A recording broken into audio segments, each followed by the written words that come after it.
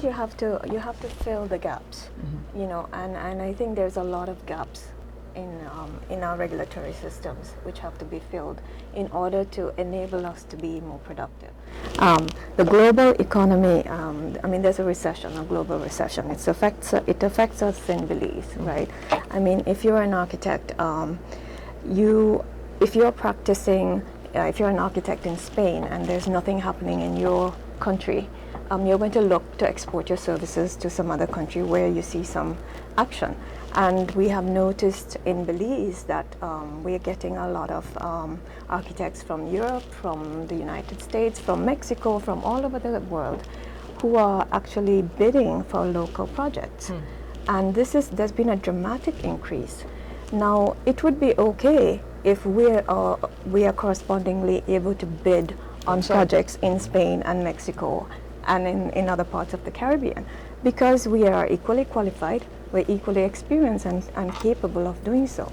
But we cannot, because there the regulatory systems are so developed that if you want to practice as an architect in Spain, you have to be registered, you have to have some amount of experience, whereas an architect from Spain can come and practice in Belize.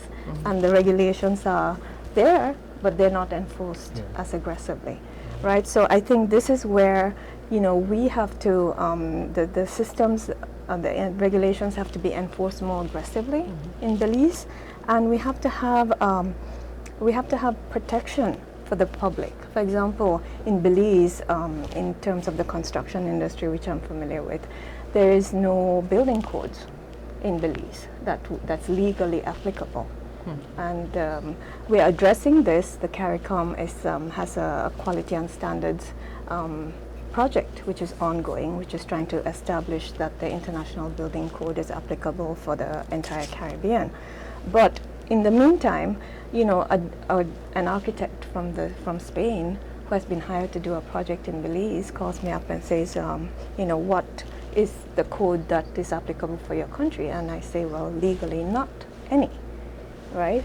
And you know, I might be, as an architect in Belize, because of my ethics, you know, want to practice at a certain level.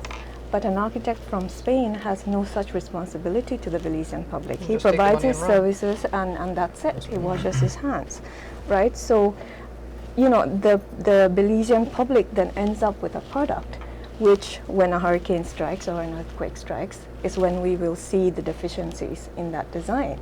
It might look good today, and it might look good for another 5 years, but it won't really be tested until something happens, right? So, you know, it's very, very critical that legislation is enforced, and where there is none, it's developed in order to enable the private sector, the service sector, to flourish locally. Because we are living in Belize, we pay taxes in Belize, we employ people in Belize, and the better we do, the more money we put into circulation in the local economy, and the more productive it is. And, you know, you collect more taxes as the government. Right. You know? And that's something that we need to discuss when we get back, but for now, let's go to our first break.